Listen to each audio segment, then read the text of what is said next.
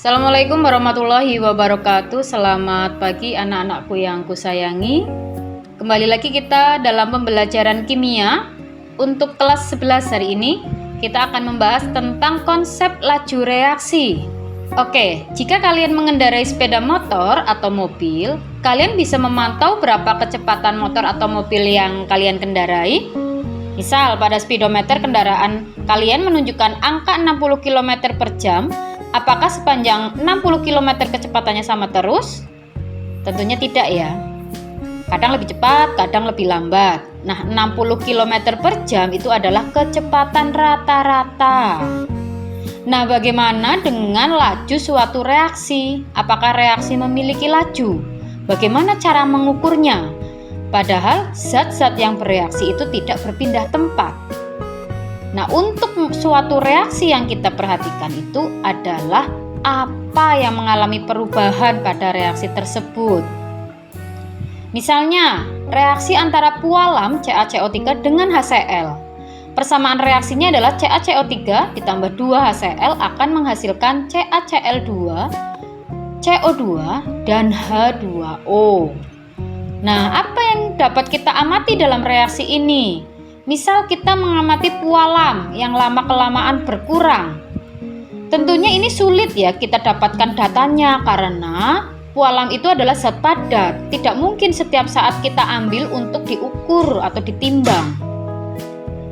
Atau yang kedua, terbentuk gelembung gas yaitu CO2 yang lama-kelamaan semakin banyak.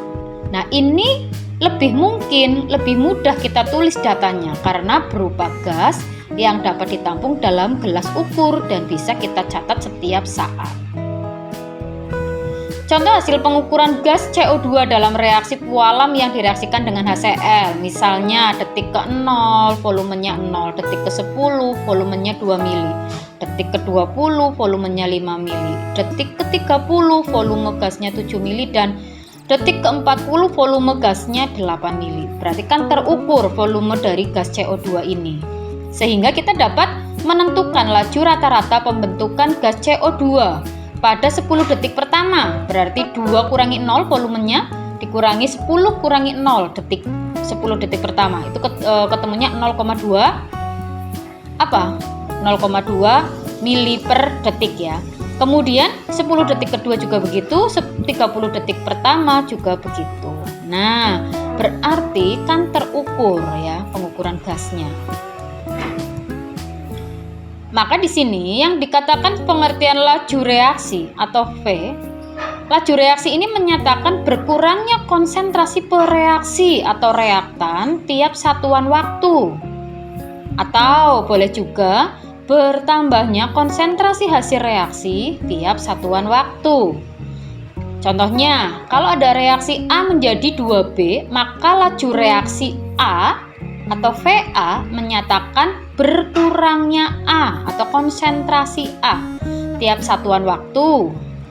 Berarti VA sama dengan berkurangnya perubahan konsentrasi A per perubahan waktunya ya. Atau laju reaksi B atau VB menyatakan bertambahnya B atau konsentrasi B tiap satuan waktu. Kalau ditulis berarti VB bertambahnya konsentrasi B tiap satuan waktu. Jadi intinya bahwa laju itu rumusannya adalah konsentrasi atau molaritas dibagi dengan waktu. Jadi kalau kita mau tuliskan secara umum, namanya laju itu sama dengan konsentrasi atau molaritas tiap satuan waktu. Itu yang disebut dengan laju reaksi. Nah, tinggal kalau dia reaktan berarti berkurang, kalau produk berarti bertambah. Sehingga kalau kita rumuskan VA itu sama dengan setengahnya VB ya, karena perbandingan koefisien. Oke, contoh di sini dalam bejana yang volumenya 2 liter direaksikan antara 10 mol gas N2 dan 10 mol gas H2 sesuai dengan reaksi berikut, yaitu N2 ditambah 3H2 menjadi 2NH3. Ini sudah ada reaksinya. Nah, setelah 60 detik ya, kita tunggu 60 detik, ternyata terbentuk 6 mol NH3. Nah, jangan lupa materi stokiometri di kelas 10 ya. Kita akan aplikasikan stokiometri khususnya reaksi pembatas pada materi laju reaksi ini. Makanya harus kalian lihat lagi catatan kelas 10. Oke, kalian suruh menentukan berapa laju N2, berapa laju dari H2, dan berapa laju dari NH3. Apa yang harus kita lakukan pertama kali adalah mendata.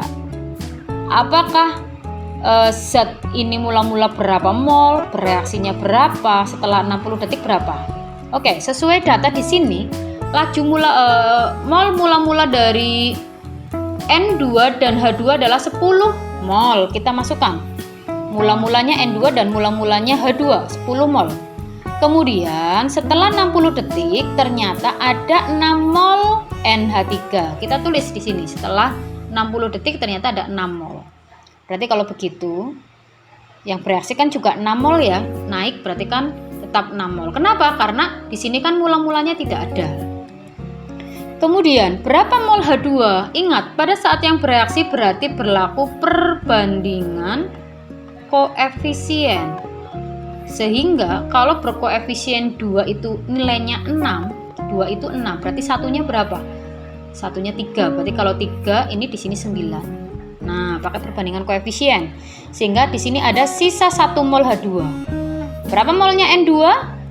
Perbandingannya 1, berarti molnya N2 di sini adalah 3 mol. Karena ini perbandingannya 1, berarti di sini 3. Ingat ini perbandingan koefisien. Sehingga ada sisa setelah 60 detik berarti ada 7 mol N2. Setelah ini kita masukkan ke dalam persamaan bahwa lajunya N2 berarti berkurangnya N2. N2 berkurang dari berapa? Dari 10, setelah 60 detik berkurang 7. Berarti kan sisanya 3 ya. Nah, kita masukkan angkanya. 7 mol kurangi 10 berarti 3 mol dibagi 2 liter. Kenapa dibagi 2? Ingat ya, molar itu rumusnya adalah mol per volume. Nah, ini yang kita masukkan ke sini. Mol per volume. Dibagi 60 detik berarti ketemunya adalah 0,025 molar per detik. Begitu juga dengan lajunya H2. Lajunya H2 mula-mulanya 10, setelah 60 detik tinggal 1. Berarti berapa yang bereaksi? Kita masukkan ke dalam persamaan. 1 kurangi 10 dibagi 2 liter dibagi 60 detik, ketemunya adalah 0,075 molar per detik.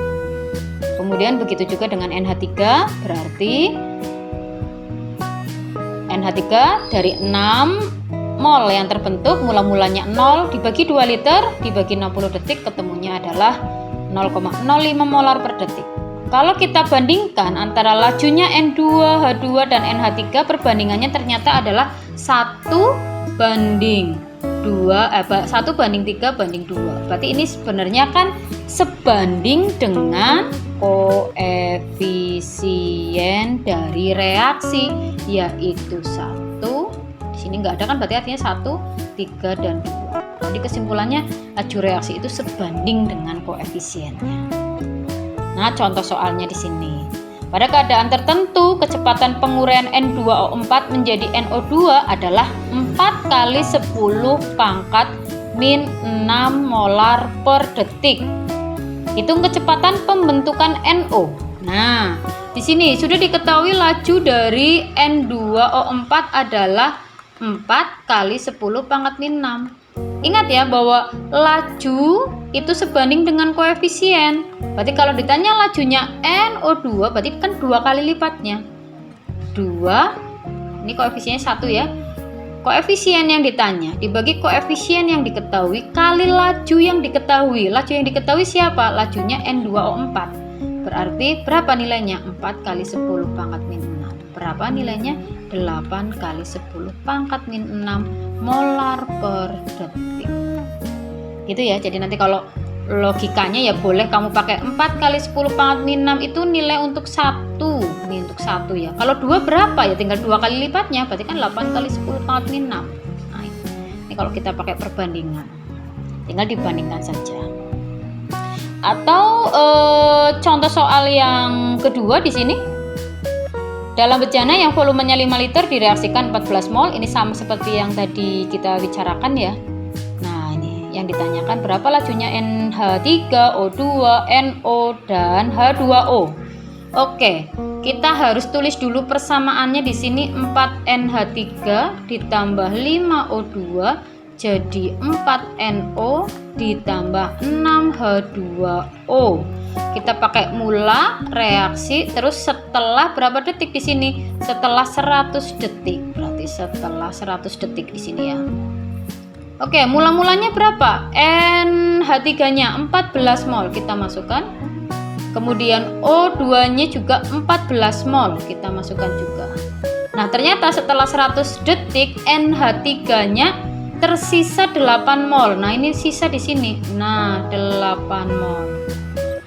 Oke, mula-mula dari produk kan belum ada ya. Nah, 14 bisa jadi 8, berarti yang bereaksi berapa?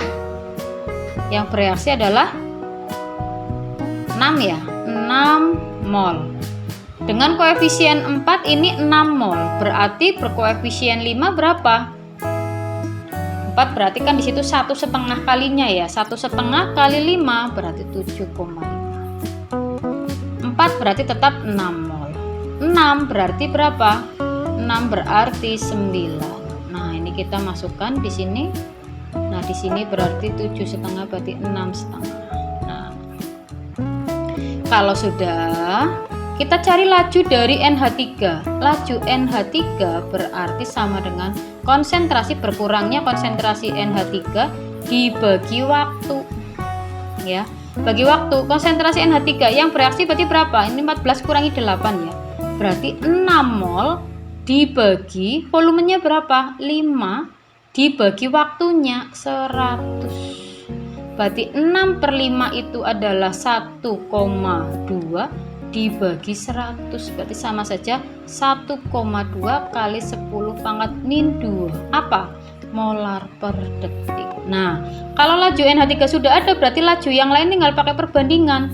Lajunya O2 berarti sama dengan 5/4 kali laju NH3.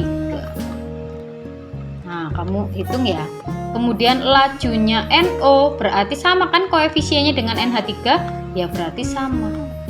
Berarti 1,2 kali 10 pangkat min 2.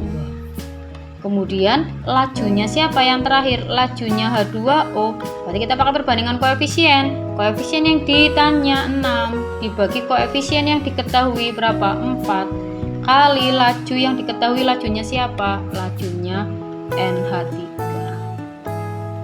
Nah, tinggal kita hitung berapa ketemunya. Oke, semoga materi ini bisa dipahami. Jika ada pertanyaan boleh kita komunikasi di kolom komentar atau via WhatsApp group.